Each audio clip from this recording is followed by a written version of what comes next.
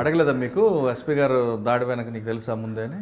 అలాగే నేను చెప్పినా కదా, నేను పోలీసు మా ఊరిలో ఉంది కదా, నేను అలా కళ్ళ ముందనే ఉంటున్నా కదా, ఆ రోజు కూడా నేను అలా ముందరనే ఉన్నా కదా, ఉన్నా తీసుకుపోతారు. నా పక్కన సరే అంటే ఆయన పిల్లలు పిల్లాన్ని తీసుకుపోయి చంపేసారు అదే రోజు. సో లోకసేవ అంటే తూక్కుంటుంటారు. ఆ పిల్లాడు సరెండర్ అయ్యిండు, ఆ పిల్లాన్ని తీసుకుపోయి చంపేసిండ్రు. నేను ఆ రోజు వెళ్ళిపోయినా కాబట్టి ఇంకా నాకు చెప్పినా ఇంకా ఎమ్మడే ఆ నుంచి బయటకు వచ్చి మళ్ళీ లీడర్ పట్టుకొచ్చి చేసినాక ఇంకా ఏందో నాకు ఎక్కడ అర్థమైతే లేదు, పార్టీ లేదు ఇది లేదు, నా పరిస్థితి ఏందనేది ఆలోచించుకుంటున్నప్పుడు కమాండర్ వెళ్ళిపోయాడు. ఆయన పార్టీ పంపించేసింది. అప్పుడు ఒక సంఘటన ఏంటంటే డిప్యూటీ కమాండర్ ఆయన కూడా ఆయనతో ఎదుర్కోలేకన్నా లాస్ట్కు కొన్ని అనవసరంగా కొన్ని వేస్తుండే మరి వేస్తే వ్యక్తిగత సమస్యలు అవి అప్పుడు తట్టుకోలేక కాల్చుకోవచ్చు వచ్చిపోయాడు. శ్యామ్ అలియాస్ బాలీశ్వరే పెద్దవాడు మా ఊరి పక్కనే. ఆ ప్లాట్ చచ్చిపోయాను.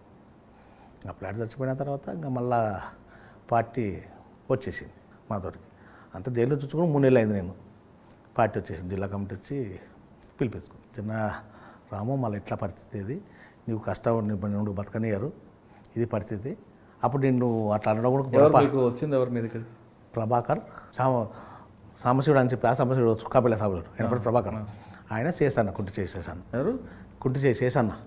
కుంటి చేశాను. ఇద్దరు వచ్చిండ్రు, వాళ్ళిద్దరు జిల్లా కమిటీ.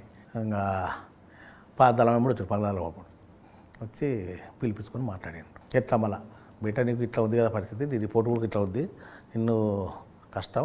అప్పుడు నర్సనతో కొద్దిగా సమస్య ఉన్నది, అదైతే పొరపాటు, ఆయనదే పొరపాటు, పార్టీలో కూడా తెలుసుకోవాల్సి ఉంటుంది అంటే నేను తప్పనా, నేను పార్టీలో కూడా తెలుసుకోవాలి, నా శాత ఆక నేను వచ్చేసిన. మళ్ళీ ఇప్పుడు ఏమైనా ఆలోచించు, మళ్ళీ కష్టమవుతుంది, ఇబ్బంది ఉంది నీకు, చేస్తారంటే అన్న ఆలోచిస్తా అని చెప్పిన. ఆలోచిస్తాక మళ్ళీ ఒకసారి నీళ్ళకి మళ్ళీ పిలిపించుకున్నారు. అన్న నేను వచ్చేస్తాను, నేను బతకలేదు, ఇంకా నేను కష్టం బతకనే. ఇక్కడ మీకు పోలీసులు సరెండర్ చేయించారు, పోలీస్ స్టేషన్లో ఉండడం, కోర్టుకి వెళ్ళడం నరకం. నాకు తిండికి లేదు, మా ఇంట్లో పైసలు లేవు, ఒక్కరోజు కూలింటే కూలిపోవాలి, నేను కూలి పోయి తెచ్చుకొని పోవాలి. అది కూడా ఎట్లా లారీ ఎక్కుతుంటే బూత్పు ఫిబ్రవరికి వచ్చి లారీ ఎక్కితే 5 రూపాయలు 10 రూపాయలు వస్తే వైబ్నారు కొట్టు.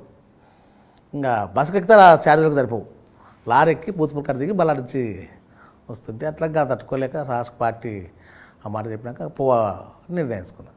నిర్ణయించుకున్న తర్వాత నేను మళ్ళీ తిరుగుతున్నాను. మా అమ్మ నాయనకు పడిన తర్వాత ఏమడే వీడు మళ్ళీ పోతాడు, ఈయనకి పెళ్లి చేయాలి ఎట్లా చేసి అని మాట్లాడుతున్నప్పుడు లోకల్ అనే మా దూరం మా మామ బిడ్డ ఉంటుంది, ఆమెను ఇప్పుడు వాళ్ళను మాట్లాడితే వాళ్ళు కూడా ఒప్పుకున్నారు కానీ నేను మళ్ళీ వెళ్ళిపోవాలి, నా ఆలస్యం ఇది ఉంది అని చెప్పి సరేలే చేసుకుంటా అనుకుంటా నేను ఫస్ట్ ఆమెతోటి మాట్లాడడం జరిగింది. అమ్మ నేను పార్టీలకు ఖచ్చితంగా వెళ్ళిపోతా, మీ అమ్మ నాయనలు పెళ్లి చేస్తూ ఉంటున్నారు, నన్ను నువ్వు ఒప్పుకున్నావంట, మళ్ళీ మా అమ్మ నాయనలు చేస్తూ ఉంటున్నారు, ఒకవేళ నువ్వు పార్టీలకు వచ్చేటట్టు ఉంటే పెళ్లి చేసుకో, లేదంటే నాకు నచ్చలేదని చెప్పి ఎగరగొట్టు. అది ఉద్యమం కుటుంబం, వాళ్ళు కూడా వాళ్ళ మనకు సానుభూతి పనులు, వాళ్ళు దెబ్బలు తినలే, ఆమెకు అది ఉంది, బాగా దెబ్బలు తినేది, పోలీసులు కొట్టింది, ఆమె కూడా అది ఉంది.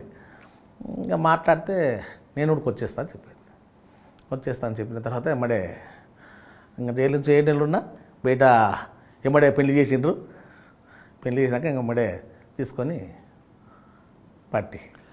పార్టీ మీకు ఒక్కరు రమ్మంటే ఆమెను కూడా తీసుకెళ్ళారు, మరి పార్టీ అబ్జెక్షన్ చేయలేదా? పెళ్లి చేసుకున్నా కదా, చెప్పినా కదా పరిస్థితి కూడా ఇది అన్న, మళ్ళీ నాకు పెళ్లి చేస్తున్నారు, ముందే సమాచారం ఇచ్చిన మళ్ళీ అది కూడా పార్టీ చెప్పింది, అది నాకు నా ఆలోచన కాదు, అది ఏది నువ్వు ఆమెతో స్పష్టంగా మాట్లాడు, నాకేమంత ఆలోచన లేదు, పార్టీతో నువ్వు ఆమెతో మాట్లాడి ఆమె ఓకే అని పెళ్లి చేసుకొని వస్తాను ఎమ్మడి వస్తా అంటే చేసుకో, లేకపోతే కలిసి అడవిలోకి వెళ్ళాక ఎక్కడ ఉన్నారు మరి? ఇప్పుడు ఫస్ట్ పానగల్లో ఉన్నా, పానగల్ నుంచి ఇంకా మళ్ళీ యథావిధి అయింది అది. పానగల్కి వచ్చిన తర్వాత కొంతమంది దళం ఉంది కానీ స్థానికులు కదా, నేను బాగా విపరీతంగా పని, మూటలు తెల్ల పొద్దుకులు నడవాల్సిందే, అక్కడిక్కడ మూటలు తీసుకురావాలి, ఏడుకంటే ఆడికి నైట్ పూట పోవాలి, ఏడుకంటే ఆడికి లోకల్లో ఎందుకంటే ఎవరికి నీకు స్థానిక ఉంటుందో వాళ్ళే కొద్దిగా ఉంటుంది. నాకు చదువు రాదు, అప్పుడు ఎలాంటి నన్ను ఒకరోజు బడికి పంపాలి మా అమ్మ నాన్న. ఇంకా లాస్ట్కు చదువుకోవాలి ఖచ్చితంగా చదువు నేర్పిస్తుంది పార్టీలో. ఇంకా ఈ మూటలు అక్కడిక్కడ తిరగడానికి స్థానికంటే మూటలు అంటే అల్లు పోపించేది కాదు, కానీ పని మన సిద్ధాంతాల ప్రకారం పని కూడా కట్ట ఉంది. నేను పోతే అవుతుంది, గోరు పోతే కాదు కదా, కష్టంగా పోవాల్సిందే. అట్లా చదువుకు బాగా ఇబ్బంది అయింది. ఇంకా చదువు లేదు కానీ పార్టీ కట్టుబాట్లకు పార్టీ దానికి బాగా పనిచేస్తున్నా.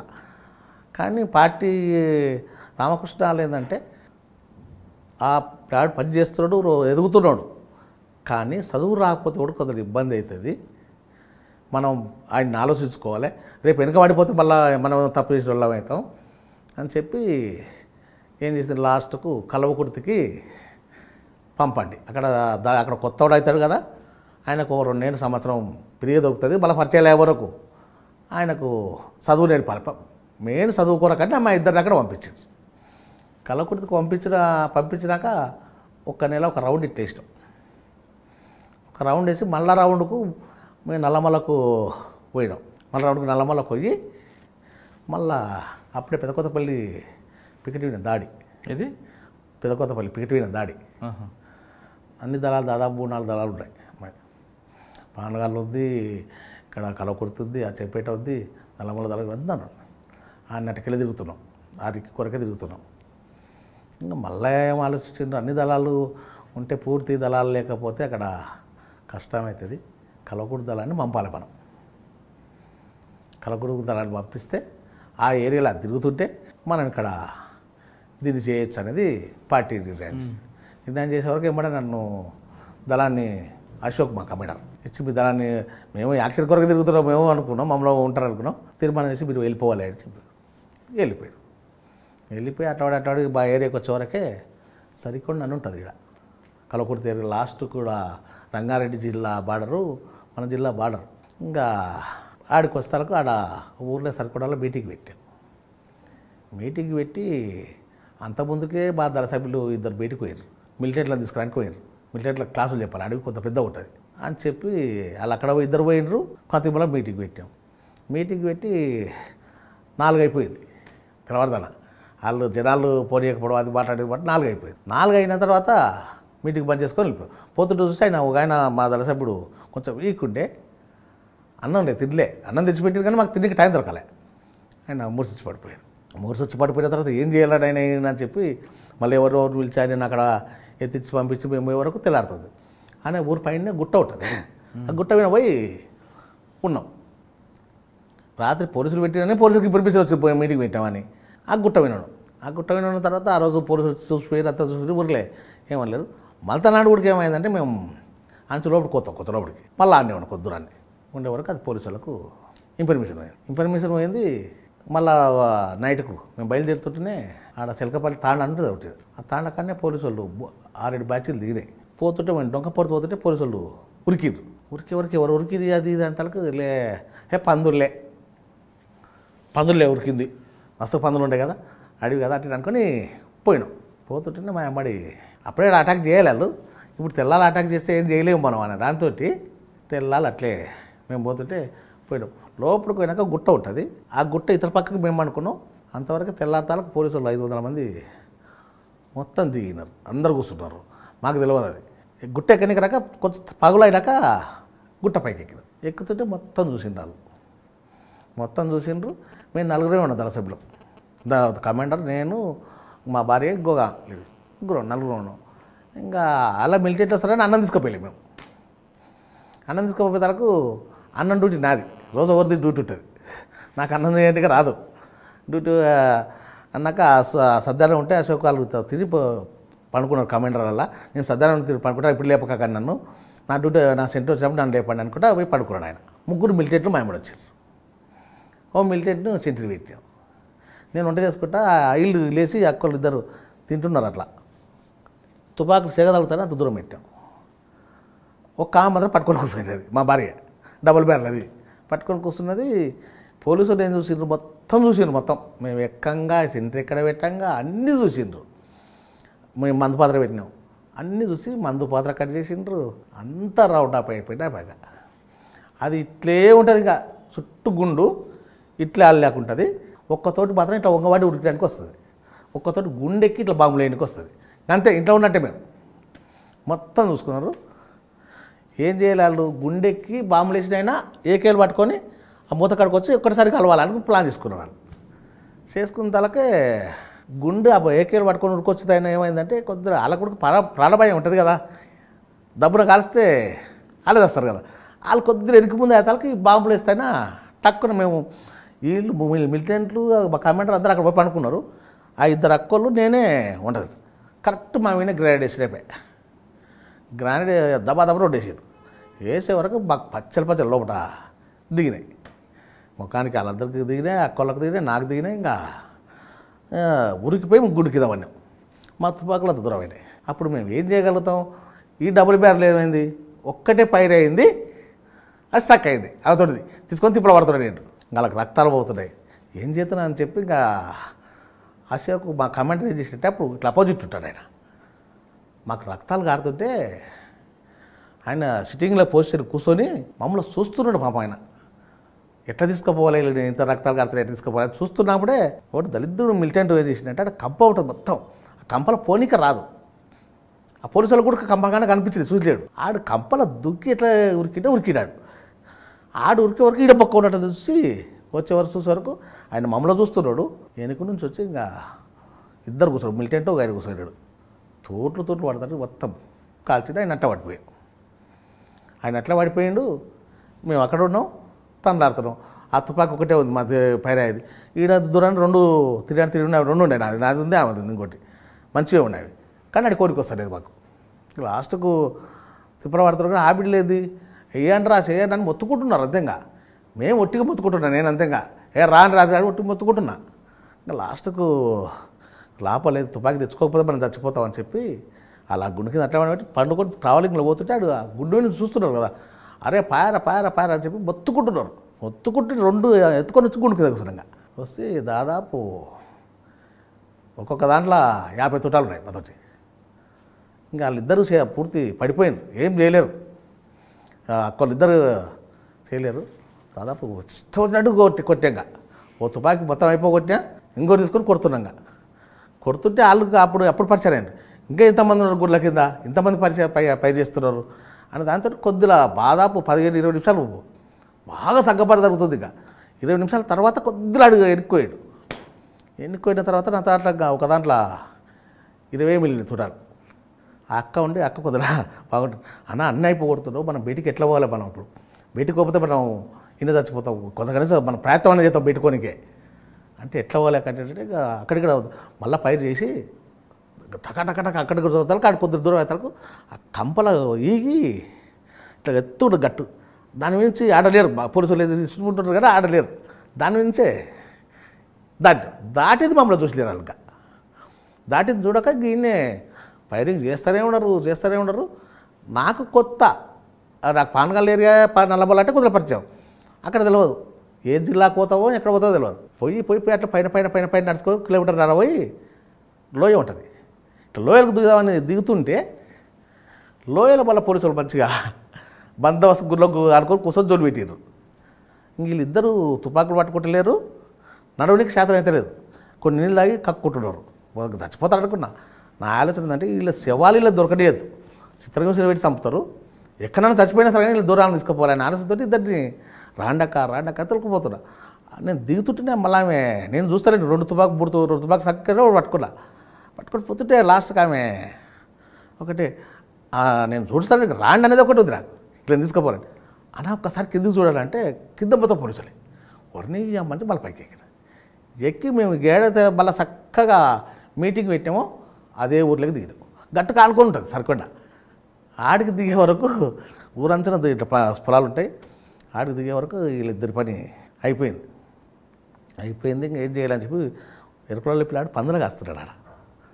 పందులు కాస్తుంటే తమ్మి ఇట్లా అంటే వచ్చి చూసి ఇంకా తమ్మి ఇట్లా అంటే 80 లేవన్నా నాతో అంటే టవాల్ ఉన్నది, టవాల్ ఎక్కడికి తమ్మని చెప్పి నా డ్రెస్ వేసి మొత్తం వేసి టవాలా కట్టుకొని పోలీసులు మళ్ళీ అట్లా పోతున్నారు. అంతే వద్దగాల దూరం అట్లా మళ్ళీ పైకి ఎక్కుతూనే ఉంటారు. ఇంకా అక్కడ పైకి జరుగుతూనే ఉంది. ఇంకా లాస్ట్ ఇట్లకు పోయినా వీళ్ళు పడిపోయినరు, ఏ శక్తి లేదు.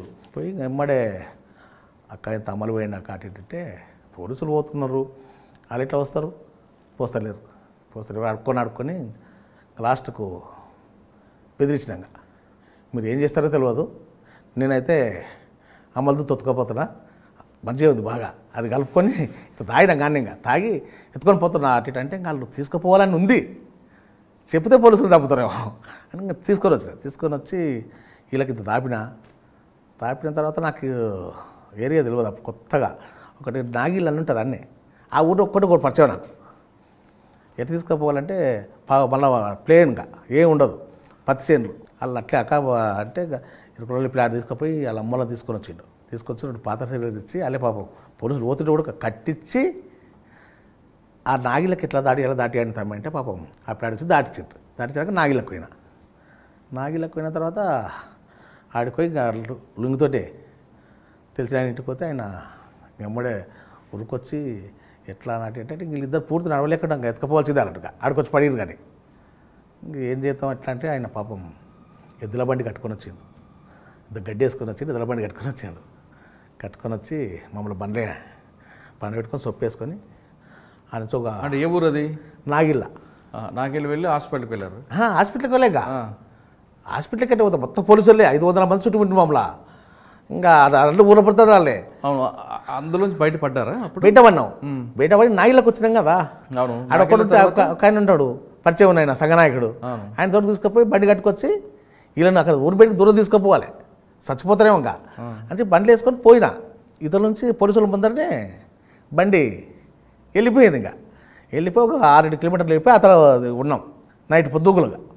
కరెక్ట్ 8 స్టార్ట్ అయ్యింది, సాయంత్రం వరకు ఉన్నాం అతను ఆ ఊరు ఉన్న తర్వాత రాత్రికి ఇంకా వాళ్ళు పూర్తి నడవలేకుండా అయితే ఇంకొక మా భార్య అయితే కొద్దిగా నడుస్తుంది, ఇంకో అక్క అయితే పూర్తి ఇంకా పడిపోయింది.